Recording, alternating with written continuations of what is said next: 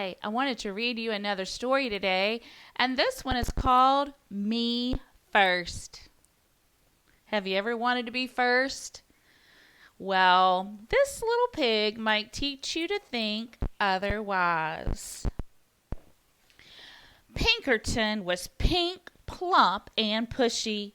He would do anything to be first, even if it meant bouncing off bellies, stepping on snouts, or tying tails. Me first, he cried when he had been last in line and finished first down the slide. Me first, he cried at story time, settling on his round bottom with his big head right smack in front of the book. Every day in the school cafeteria, Me First rang out, and there was Pinkerton. One Saturday, Pinkerton's Pig Scout troop went on a day trip to the beach. Pinkerton was first on the bus and sat in the front row. He was first off the bus, first in the water, first out of the water, and first into the picnic basket. After lunch, the Pig Scouts decided to go for a hike. Off they went, with Pinkerton leading the line, of course. As the Pig Scouts marched across the Sound, they heard a faint voice far in the distance. The voice called out, "Who would care for a sandwich?" Pinkerton pricked up his pointy ears. Care for a sandwich? Oh, yes, me first, he thought, and he began to trot ahead of the others. Soon he heard the voice loud again, closer and closer and louder this time. "Who would care for a sandwich?" "Me first," cried Pinkerton, kicking up sand and leaving the other Pig Scouts far behind. His imagination almost burst. Peanut butter, jelly, 2 tomatoes, 7 pickles, a slab of cheese, a mayo, a big smear of mustard, all for me first. Who would care for a sandwich? Now at a full gallop, Pinkerton shrieked, "Me first!" Over a sandy hill he flew, and kerplop! He landed face to face with a small creature with a bump on her nose and fur on her toes.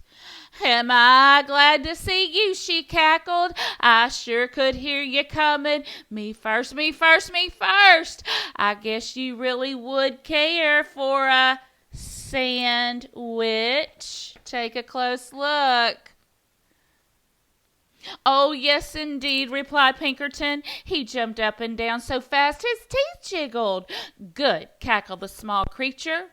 Pinkerton waited.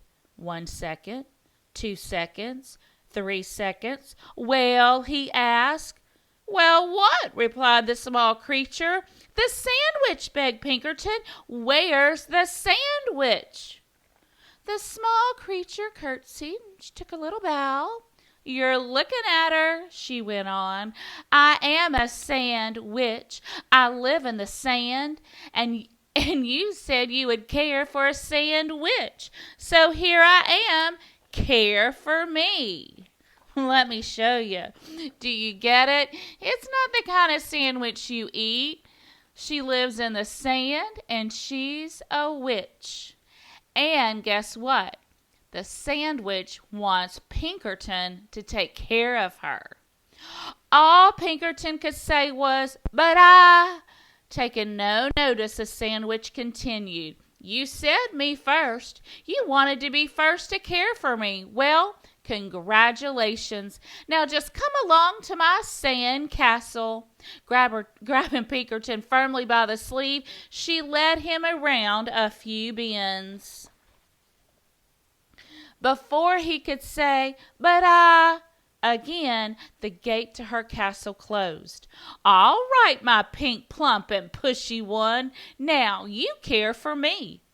You may have the honor of being the first to powder my nose and comb my toes. Ooh, I don't want to comb anybody's toes.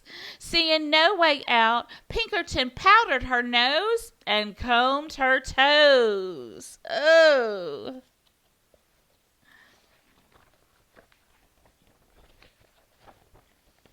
Next, she crowed, "You may be the first to put my supper in a bucket and feed me with a shovel."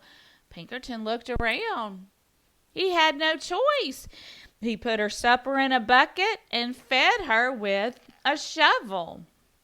Rubbing her tummy, the sandwich spoke on.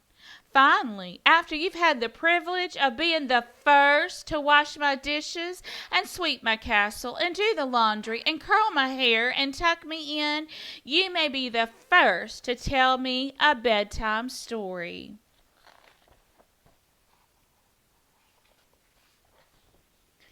Pinkerton washed the dishes, swept the castle, did the laundry, curled the sandwich's hair, and tucked her in.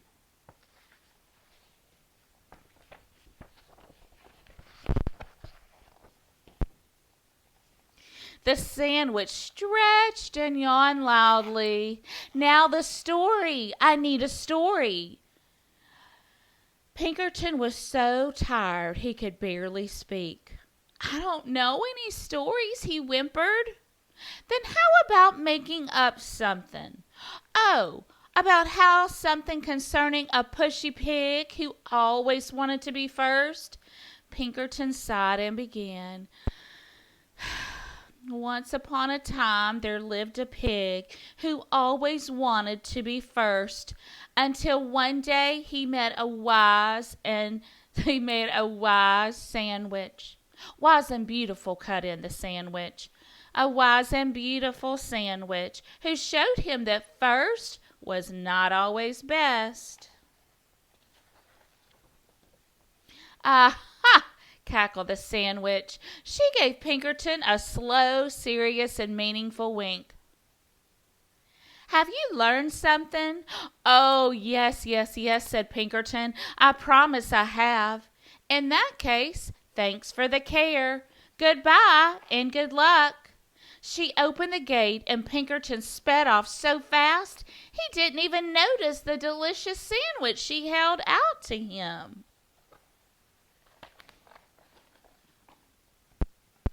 He was just in time to catch the bus. On he scooted, pink, plump, and glad to be last. This book was written by Helen Lester. She writes a lot of funny stories that teach a good lesson, so we'll be reading more of her books. Her illustrator was Lynn Munsinger, so that's the person who drew all of these pictures. I hope you enjoyed it. I'll see you soon.